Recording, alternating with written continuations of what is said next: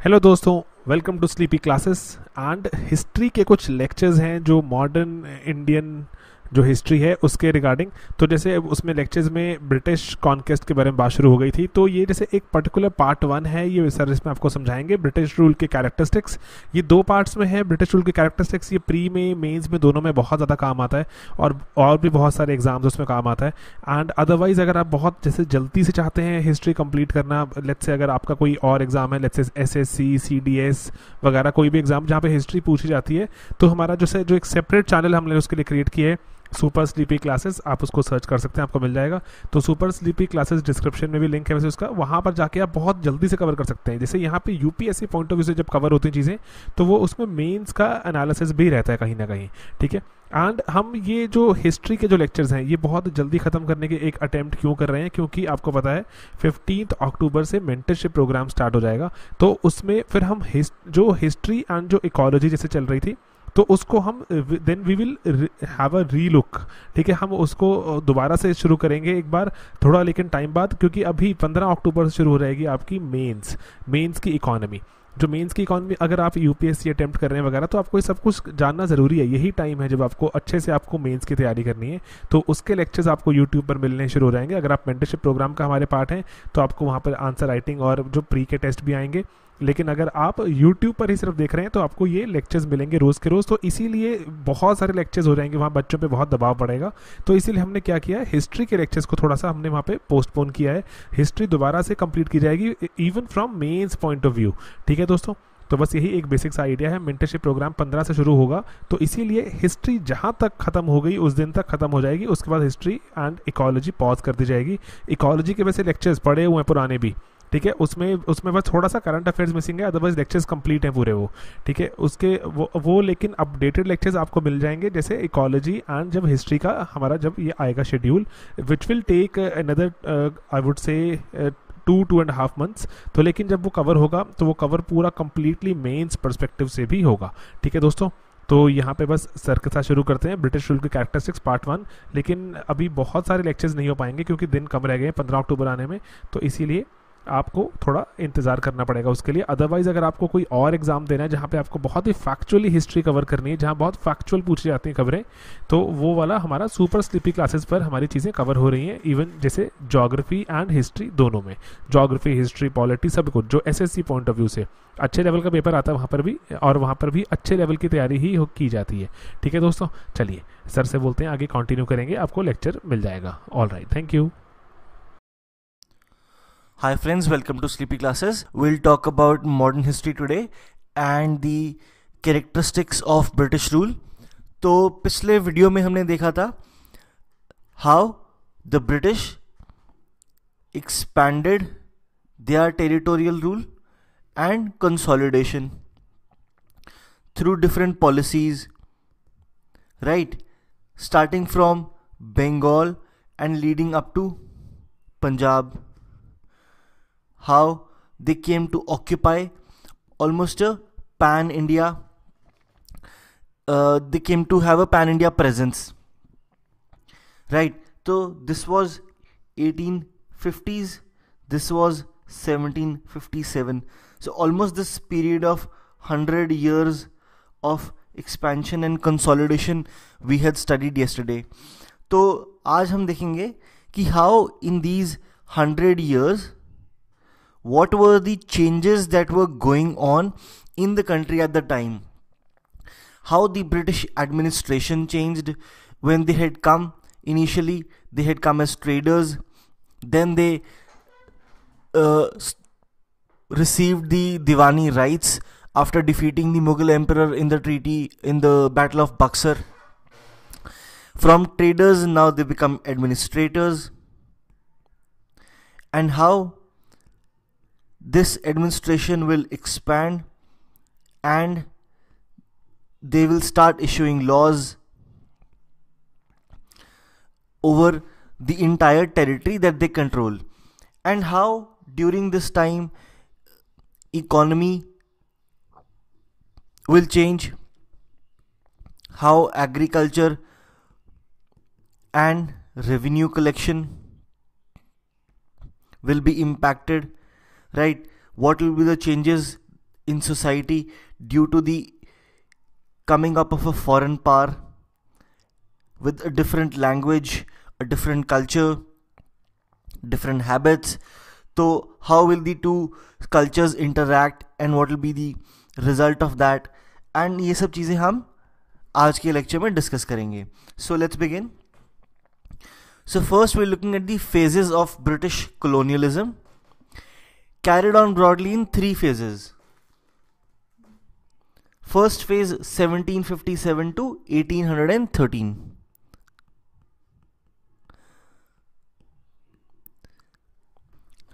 It was the phase of mercantilism, direct plunder in which surplus Indian revenues were used to buy Indian finished goods to be exported to England. So before they won the Battle of Plassey, they were traders, they were setting up factory outposts. तो उसमें क्या था कि they used to buy products from India, finished products, and sell it in England. Once they established revenue collection in India, तो उसमें से Indian लोगों से रेवेन्यू कलेक्ट करते थे. उसी पैसे से they used to buy finished goods and then sell those goods in England. So even the money from which you buy the product has been raised domestically only. Right. Second phase was 1813 to 1858 of free trade. India was converted into a source of raw material and a market for British manufactured goods. Third phase 1858 onwards, finance imperialism in which British capital controlled banks, foreign trade and managing agencies. Right. So this is the broad division of British economic colonialism in India. So the point here is कि ऐसा नहीं है कि बहुत rigid division नहीं है कि जो एक्टिविटीज़ फेज़ 1 में हो रही थी वो फेज़ 2 में नहीं हुई, या जो फेज़ 2 में हुई वो फेज़ 3 में नहीं हुई. फॉर एग्जांपल फेज़ 2 में we seeing free trade and India as a source of raw material and a market for British manufactured goods. It's not like कि 1858 में ये फिनोमिना बंद हो गया. This will continue in third phase also.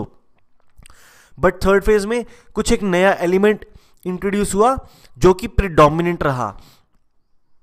इसी वजह से we call it a new phase. For example, इस phase में we know कि railways was set up, right? And we know कि रेलवे सेटअप हुई थी ब्रिटिश कैपिटल को यूज़ करके, एंड उस ब्रिटिश कैपिटल पे एक गारंटीड रेट ऑफ रिटर्न भी था. So that is what you call finance imperialism, कि ब्रिटिश पैसा जो लग रहा है वो भी उन्होंने इंडिया से ही कमाया है. ठीक है, now it's British money that is being invested in India. India से एक guaranteed very high rate of return उन्हें प्रॉमिस किया जा रहा है. सो दिस इज हाउ कि जो बची कुची वेल्थ भी है या जो फ्यूचर वेल्थ भी जो जनरेट हो रही है, even that is being pocketed by the British. So will look at each phase separately, beginning with the first phase.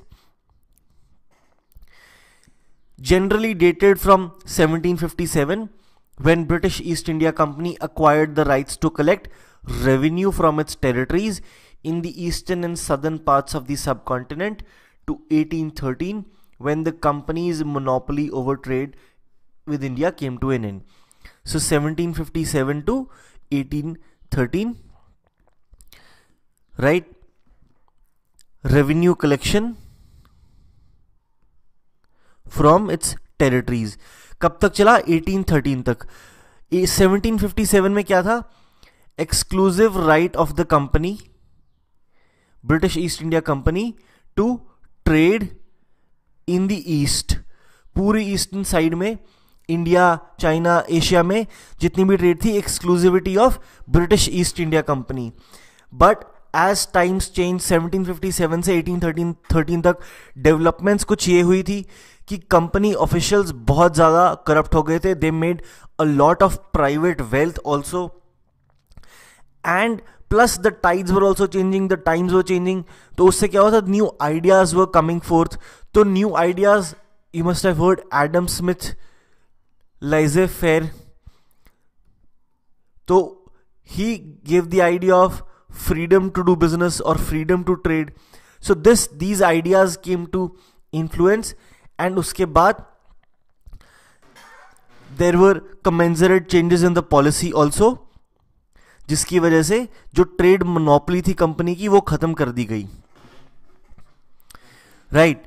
तो इसी जो 1757 टू 1813 वाला पीरियड है, इसमें थोड़ा सा हम देखते हैं कि एक ट्रेड पॉलिसी तो एक थी, एग्रीकल्चर पॉलिसी क्या थी। Till 18th century there was a strong relation between agriculture and cottage industries. India was not only ahead in agriculture but held a prominent place in the world in handicrafts. So agri and handicrafts. British destroyed handicraft industry in the country while unleashing far-reaching changes in the country's agrarian structure by introducing new systems of land revenue administration. After their advent, the British principally adopted three types of land tenures: permanent settlement, rayatwari and mehelwari. तो British territories में agriculture हो रहा है, and now the British want to collect revenue from those territories. So कैसे करेंगे? 3 policies हैं.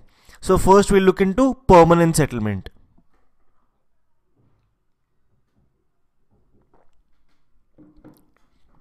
So permanent settlement से पहले Warren Hastings introduced the annual lease system of auctioning the land to the highest bidder. It created chaos in the revenue administration. So Warren Hastings ने एक चीज try करी but it did not work. उसको replace करते हुए Lord Cornwallis introduced the permanent land revenue settlement of Bengal, जिसको बाद में बिहार और उड़ीसा पे भी एक्सटेंड कर दिया गया था। इसके फीचर्स क्या थे? It was an annual lease system, sorry, it was not an annual lease system.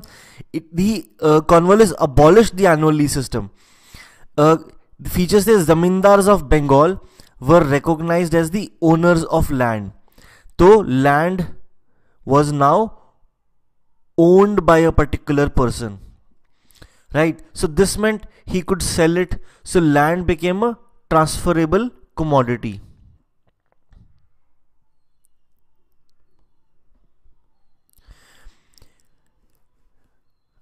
The zamindars of Bengal recognized as the owners of land as long as they paid the revenue to the company regularly.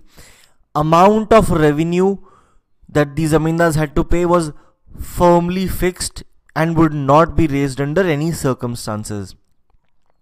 So fixed revenue.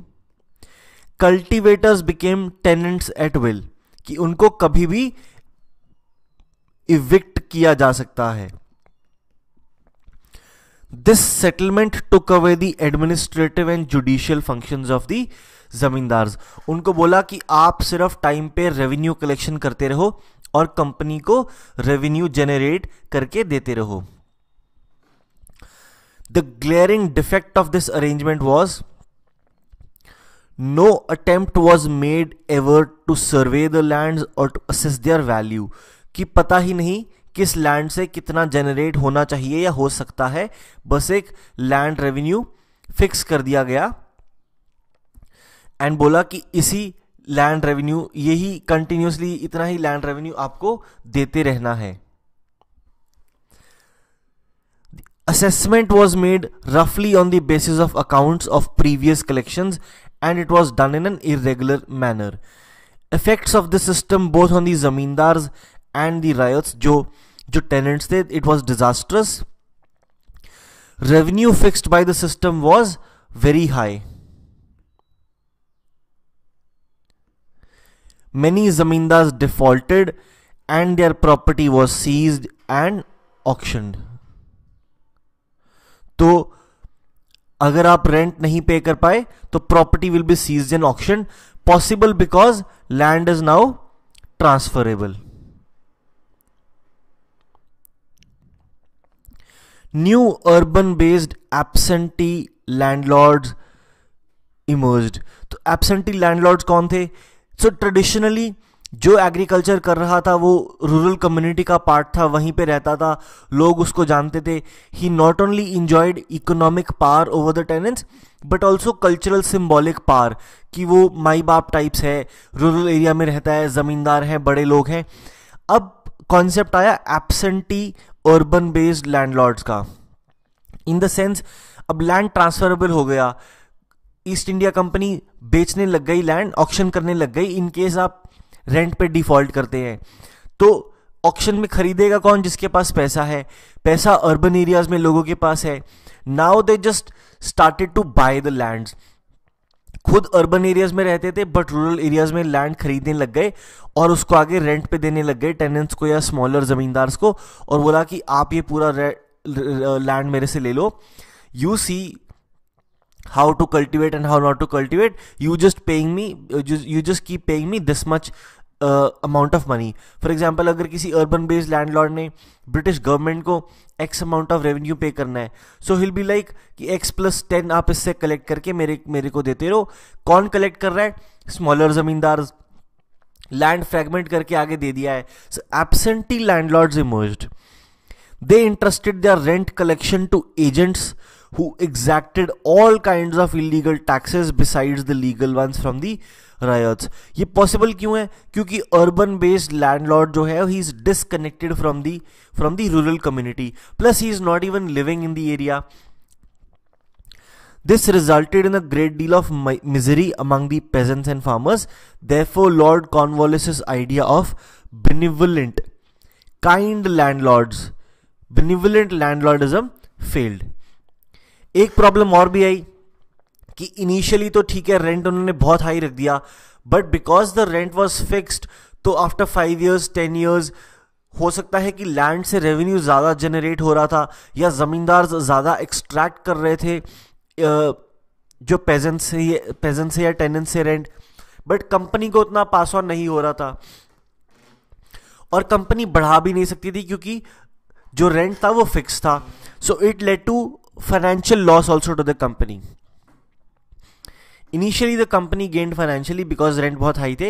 In the long run company suffered financial loss because land productivity was high but income from it was fixed in perpetuity.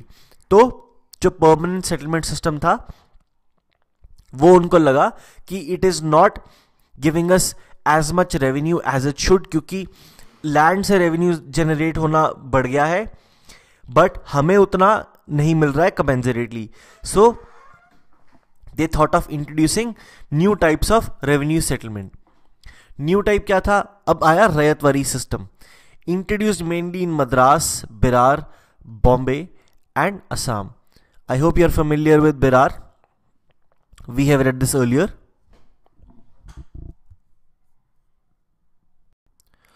सो जो ryotwari system था, Sir Thomas Munro introduced this system in the Madras Presidency in 1820 and Elphinstone extended it to Bombay. इस settlement में क्या था? Peasant was recognized as the proprietor of land.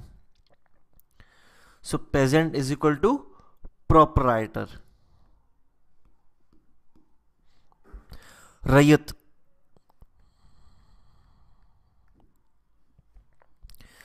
There was no intermediary like a zamindar between the peasant and the government. जो intermediary zamindar intermediary था ये नहीं था. This was also एक रीजन ये भी था कि the kind of agricultural holding prevalent in this reason,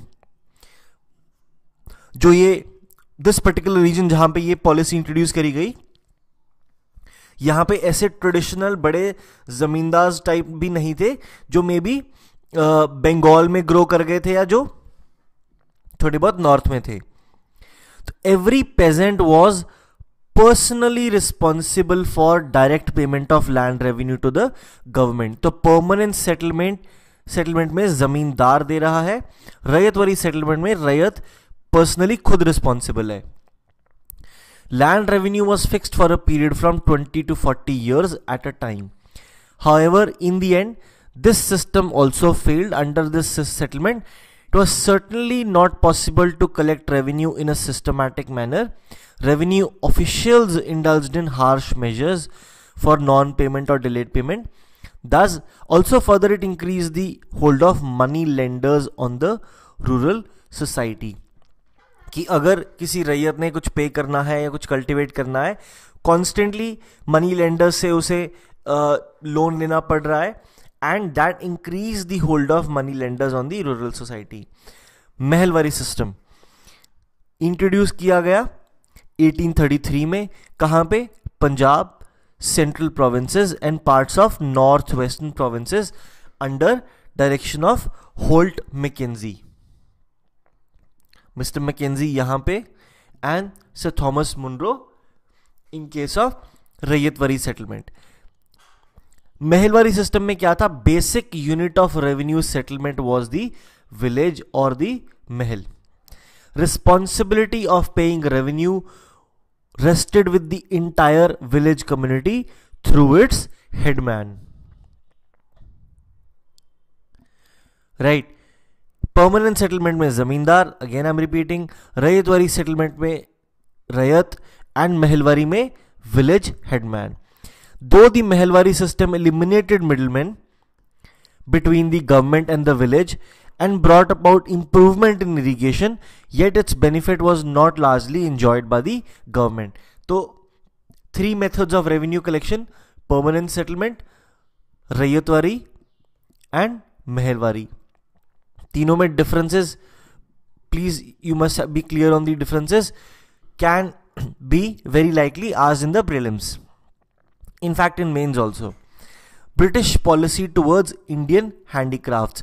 first slide में हमने देखा था कि agriculture and handicraft were important and dominant economic avenues.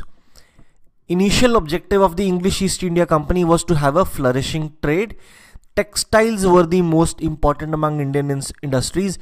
Cotton, silk, woolen products were sought after all over the world.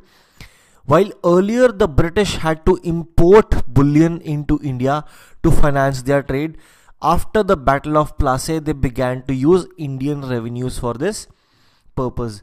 तो mercantilism जो चल रही थी उसका थोड़ा सा नेचर चेंज हो गया. मर्केंटलिज्म अभी भी कंटिन्यू कर रही है, बट मर्केंटलिज्म को फाइनेंस करने के लिए जो बुलियन आ रहा है या यूज हो रहा है वो पहले ब्रिटेन से आ रहा था, अब वो इंडिया से ही कलेक्ट किया जा रहा है. Moreover, the company started using its political power to suppress the purchasing price of Indian products so that it can sell them at premium at home, thus enlarging their profits but impoverishing the Indian artisans. तो political power use हो रही है for economic ends. तो क्यों पा रहे हैं? 1757 से 1853 का पीरियड ही अगर हम देखें तो we know, we are familiar कि इस पॉइंट ऑफ टाइम तक except for Sindh and Punjab इन्होंने रेस्ट ऑफ द इंडिया अपने कंट्रोल के अंडर कर लिया था. As industrial revolution progressed in Britain, there was a change in the British commercial policy in India by 1813. तो कुछ changes आने लगे as a result of new thoughts, new ideas, नए concepts आए and expansion of industrial revolution. तो और ज़्यादा stake holders बन गए इंडस्ट्रियल रेवोल्यूशन के, और ज़्यादा लोग पार्टिसिपेट करने लग गए. So they also wanted a larger share of the pie. क्या चेंजेस आएंगे देखेंगे. नाउ इंडियन मार्केट, जो ये इंडस्ट्रियल रेवोल्यूशन प्रोग्रेस हुई, now Indian market was flooded with cheap finished goods from Britain. Sale of Indian handicrafts declined drastically both within and outside the country. Rather, raw materials like raw cotton began to be exported under same exploitative model of procurement. Thus, India became an agrarian colony of industrial Britain. So, ये बात हमने second phase के बारे में करी थी कि first phase में मर्केंटलिज्म थी, लेकिन सेकेंड फेज में उन्होंने इंडिया को रॉ मटेरियल कॉलोनी बना लिया था और अपनी मैन्युफैक्चर्ड गुड्स यहाँ पे भेजते थे. So this is that thing कि इंडिया से हैंडीक्राफ्ट खरीदना बंद कर दिया, इंडियन बुलियन से भी.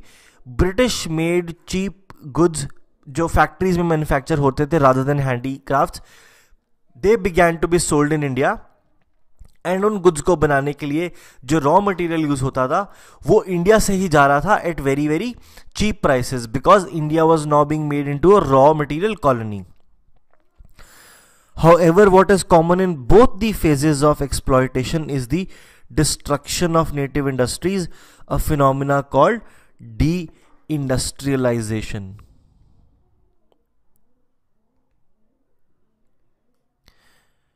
शशि थरूर जी ने एक बुक लिखी है about the impact of colonial rule on India, and उसमें he talks a lot about the economic aspect of the rule of British in India.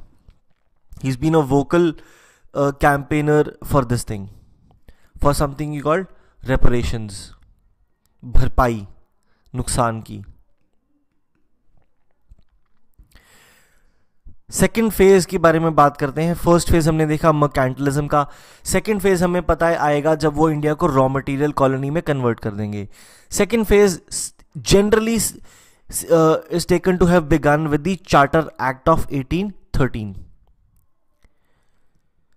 तो हमने बात करी थी कि ब्रिटिश विल स्टार्ट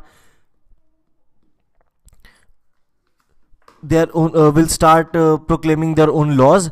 तो उसमें से चार्टर एक्ट 1813 एक था. इस एक्ट के अंदर company, east India company, lost its monopoly trading rights in India, and these rights trading rights ended in 1858 when the British Crown took over the direct control and administration of all British territory in India.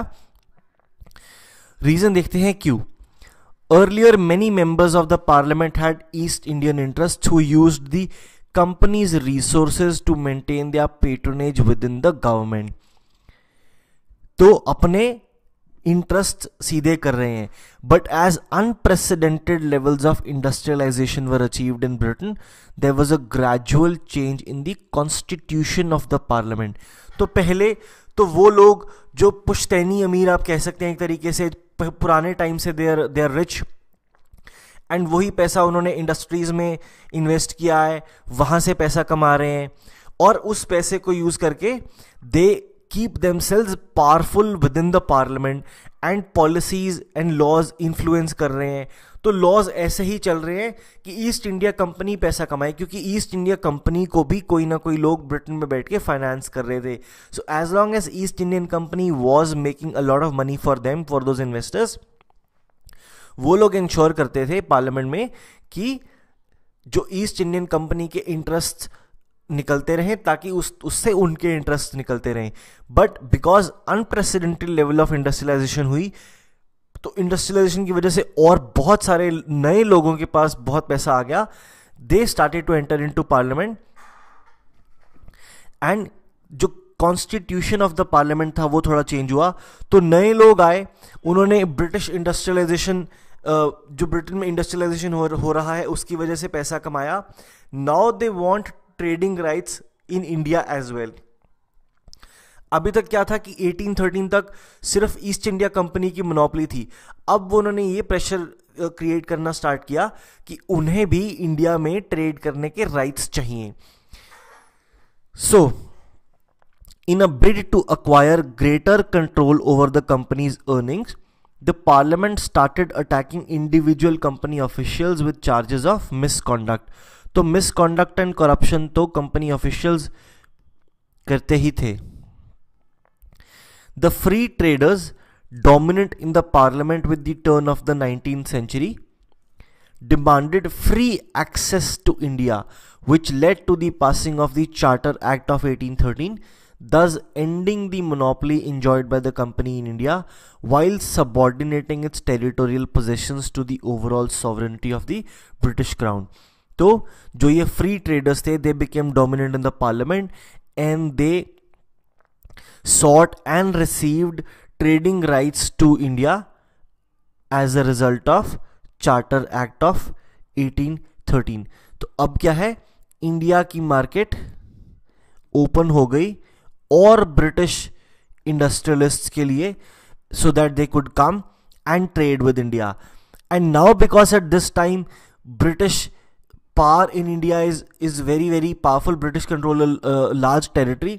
तो जितने भी अब नए industrialists भी आएंगे, they are now able to use India as a raw material colony.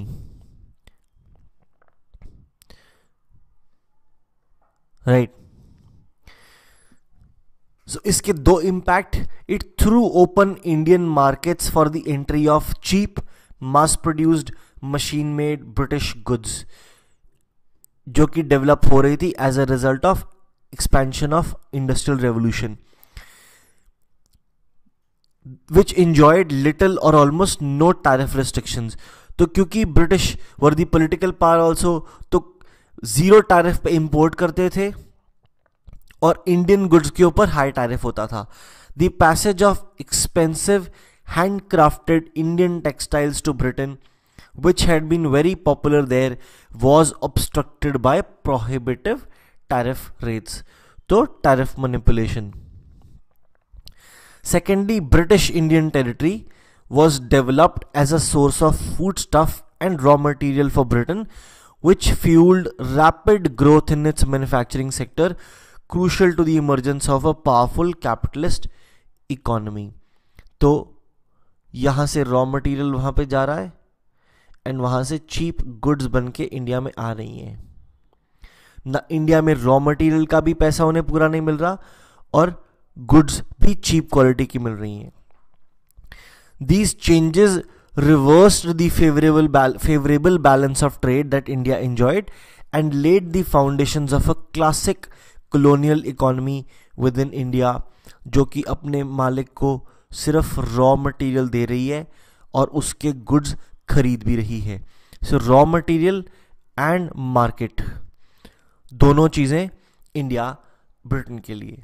So this was the 1813 to 1858. 1813 में हम कहते हैं कि ये फेज शुरू हुआ ऑफ रॉ मटेरियल जब फ्री ट्रेडिंग राइट्स दे दिए गए. 1858 में हम इस फेज को मानते हैं कि एक तरीके से नया फेज शुरू हुआ, क्योंकि इस पॉइंट ऑफ टाइम पे गवर्नमेंट ऑफ इंडिया एक्ट पास किया गया जब कंपनी की जो पूरा कंट्रोल था it was taken by the British crown. तो थर्ड फेज 1858 ऑनवर्ड्स हम कहते हैं जो शुरू हुआ, phase of finance imperialism.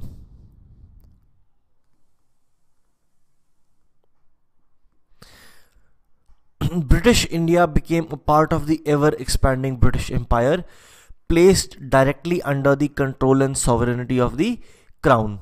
This period was of finance imperialism. The capital was organized through a closed network of British banks, export-import firms, and managing agencies.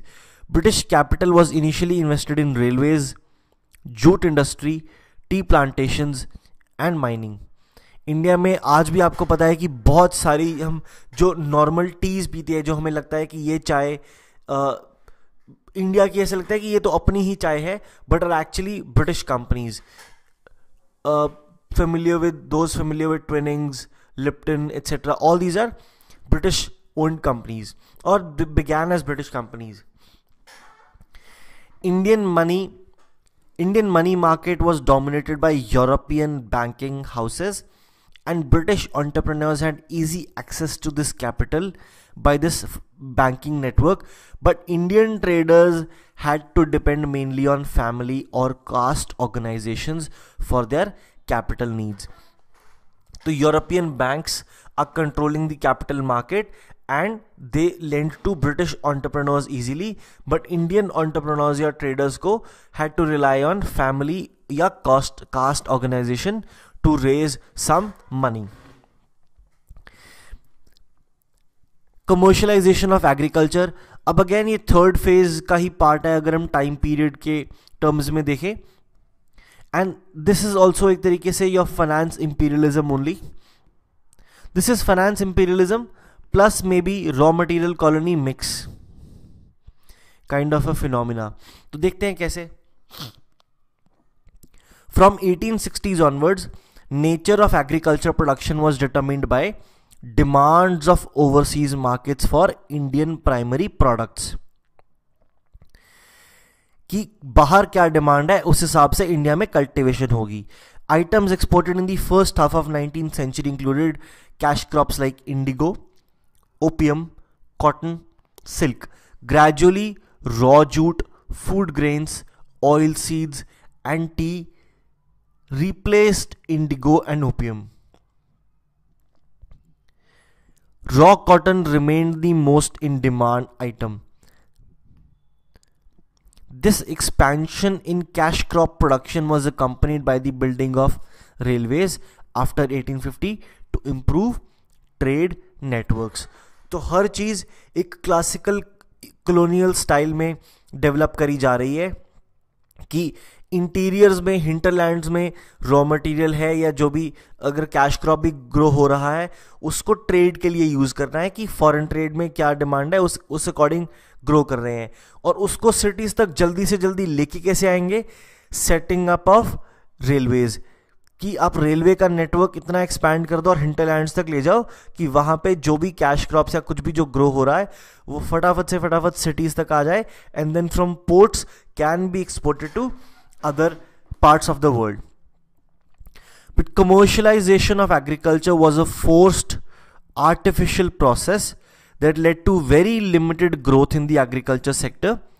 It led to differentiation within the agriculture sector but did not create the figure of the capitalist land owner, कि आप land agriculture से पैसा कमा रहे हो, capitalist बन रहे हो and you invested elsewhere like it happened in Britain, कि एग्रीकल्चर से पैसा कमा के people invested in industry and made money in industry as well. So classic capitalism. But India में ऐसा कुछ नहीं हुआ because of lack of simultaneous large scale industrial development. तो उसकी वजह से एग्रेरियन कैपिटल अक्यूमुलेट होता रहा and it had no viable channels of investment for it to be converted into industrial capital. Initiatives to expand the productive capacity and organization of agriculture was also a risky proposition as the sector catered to a distant foreign market with wildly fluctuating prices. कि आप बोलो कि ठीक है, जो हम for example cotton crop grow कर रहे हैं तो आज कॉटन की प्रोडक्टिविटी में इंप्रूवमेंट लाने के लिए we'll work on some things and cotton की प्रोडक्टिविटी इंप्रूव कर देते हैं. अगर वो हो जाए, कॉटन प्रोडक्शन बढ़ जाए, तो गारंटी नहीं है कि वो ज़्यादा ल्यूक्रेटिव या बेनिफिशियल होगा, क्योंकि आप कॉटन ग्रो ही फॉरेन मार्केट के लिए कर रहे हो जहाँ पे प्राइसेस बहुत ज़्यादा फ्लक्चुएट कर रहे हैं.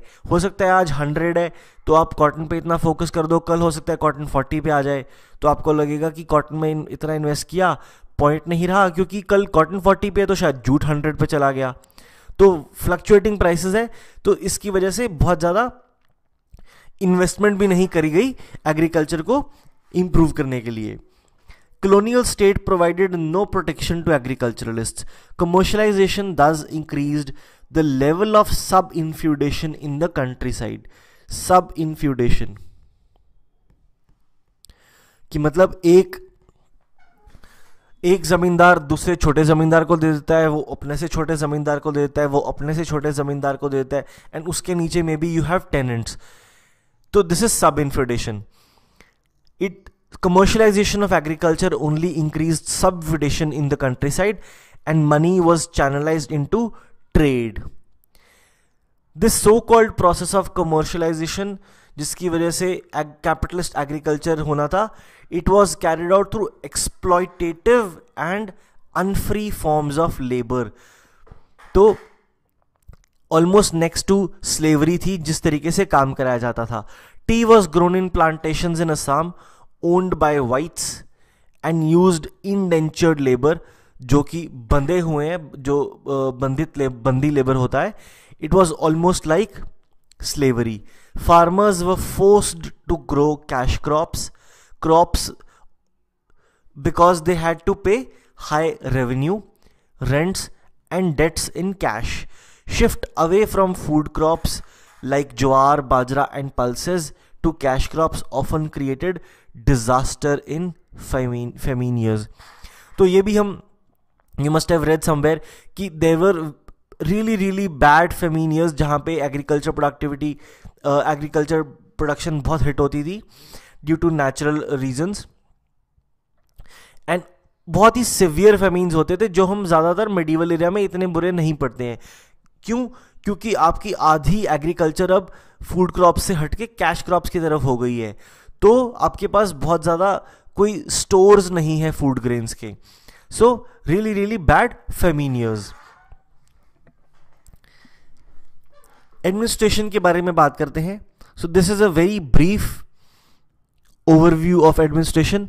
We'll talk about the constitutional legal development, legal changes जो चार्टर एक्ट्स एट्सेट्रा आए in a separate short video, but at least you should have a basic idea to move forward. तो we look at that. Need for constitutional change arose after the East India Company became the political power in 1757. इससे पहले they were a trading company. British government was no longer willing to allow the company's affairs to continue unsupervised. Jahangir के time से फरमान आया था and 1757 तक trade ही करते रहे unsupervised. British Parliament enacted a series of laws, among which the Regulating Act of 1773 stood first, to curb the company's traders' unrestrained commercial activities and to bring about some order in territories under company control. तो company के जो officials थे, employees थे, वो personal trade भी करते थे and made a lot of money because they were also powerful and corrupt. Regulating Act of 1773 created a unified administration for India, uniting the three presidencies under the authority of Bengal's governor, who was elevated to the new position of Governor General. Warren Hastings was the first incumbent Governor General of Bengal.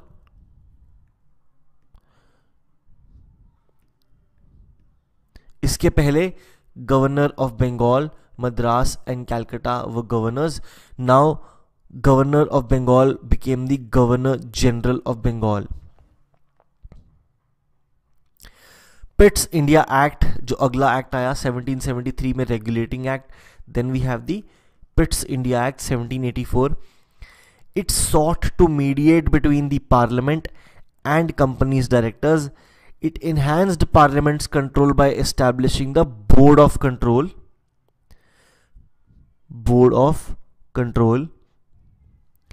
whose members were selected from the British cabinet. तो पहले company and company के directors, they were important. Parliament says we also want some control, so a Board of Control is established, जिसमें से parliament में cabinet के members board of control comprise करेंगे. And board of control now is looks after company और is can handle companies affairs. As governor general from 1786 to 1793, lord Cornwallis professionalized, bureaucratized and Europeanized the company's administration. तो company की administration को improve कर रहे हैं lord Cornwallis. He also outlawed private trade which was a big menace. Private trade जो company officials करते थे, it was outlawed. He separated the commercial and administrative functions and enhanced the salaries of company servants so that कि private trade के लिए वो tempt ही नहीं हो, उन्हें ज़रूरत ही नहीं पड़े, कंपनी की जो सैलरी है वो इतनी ल्यूक्रेटिव हो कि they'd be happy with it. So this is Pitt's India Act. Then comes the Charter Act 1813. इसमें one important change we've already seen. It ended the monopoly of the company over trade with India. The company's control over revenue administration and appointments remain untouched. Then comes Charter Act 1833. तो जो free trade वाला concept 13 में introduce हुआ था वो 1833 में और ज़्यादा एक स्टेप आगे गया. Charter act 1833 abolished companies monopoly of China trade.